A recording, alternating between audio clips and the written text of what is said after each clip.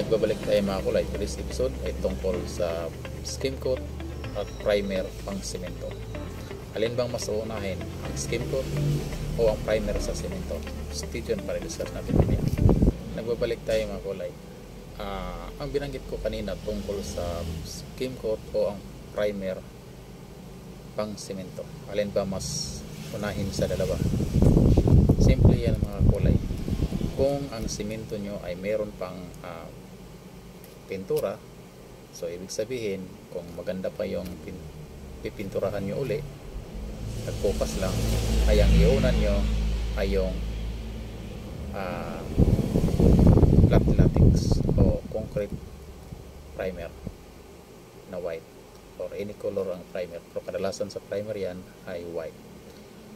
Pero mga kulay, kung ang semento ay wala pang pintura, ay siyempre ang mas uunahin yan ay skim coat, yung powder. Daming skim coat mga kulay, merong liquid, pero ang binanggit ko dito yung kadalasang ginagamit, yung skim coat na powder. Bakit po kadalasan sa mga pintura ay kadalasan nagpipiling o nagbibitak o nagpo-powder dahil maling application? Ang pinakauna talagang ginagawa mga kulay kung ang semento ay bago pa, below 1 month, ay nilagyan niya ng neutralizer, yung traditional type, nilalasot kumbaga, or concrete sealer, primer, Clearman or white. Yan ang pinaka primer niya.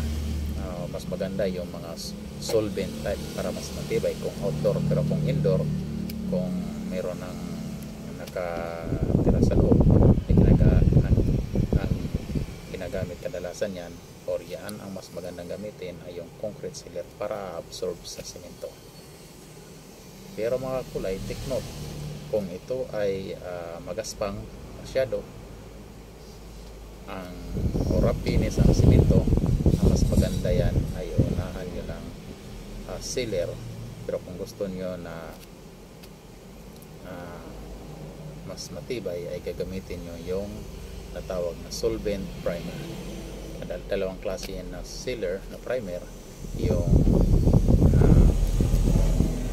water based at solvent type. So balik naman tayo mga kulay sa skim coat. Ang skim coat ay required lang yan kung kinakailangan sa nagpapintura o sa sarili nyo, kung gusto nyo makinis ang surface. Yun lang, hindi sa required talaga na pang primer ang skim coat, dahil ang skim coat ay pang pakinis lang yan sa surface o sa area para kuminis lamang. Pero kung gusto nyo mas matibay ang kapit, ay mas advisable, mas maganda walang skim coat, dahil ang skim coat pang pakinis lang yan. Ang isa lang din na advantage sa skim coat ay mas mura ang skim coat dahil haluan lang ng tubig, at saka dito na po ng finishing. Tingnan kung makagura na dahil rough finish na, mas makatipid sa semento.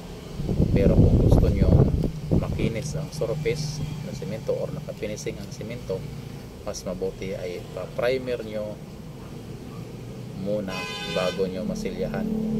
Mas maganda yung mga solvent kung sa outdoor, okay naman yung water based kung sa indoor.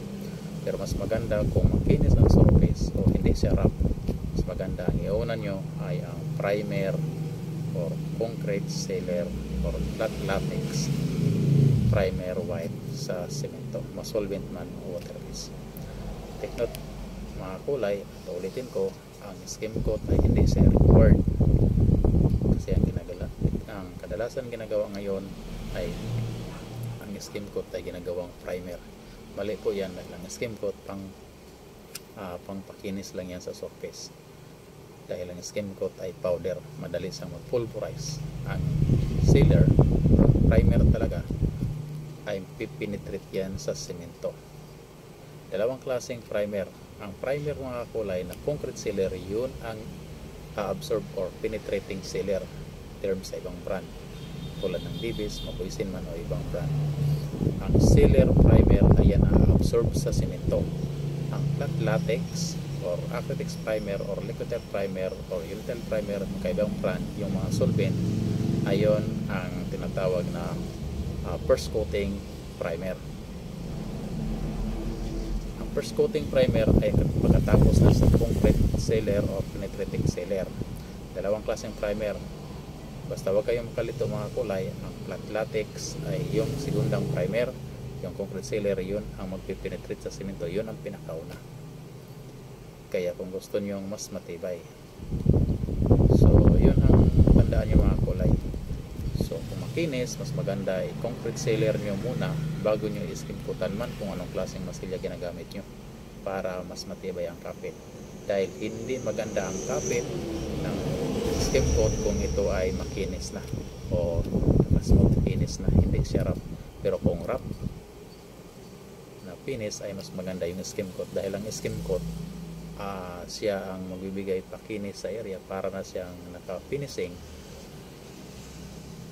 ang surface, mas makatipid. Yan din matibay ang result ng skim coat kung wrap finish.